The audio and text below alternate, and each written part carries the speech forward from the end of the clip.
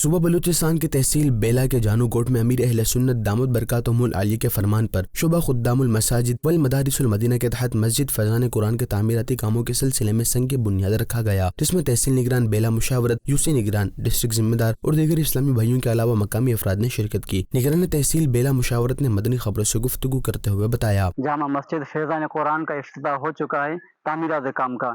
انشاءاللہ ان قریب یہ تعمیرات کا کام مکمل ہوگا، پھر انشاءاللہ باقاعدہ نمازوں کا بھی سلسلہ ہوگا۔ یہاں قریب بالکل کوئی مسجد نہیں ہے اور بیلا سے تقریباً 25-30 کلومیٹر دور ہے، یعنی شہر سے اتنا دور یہ جگہ ہے جہاں اشد ضرورت تھی مسجد کی۔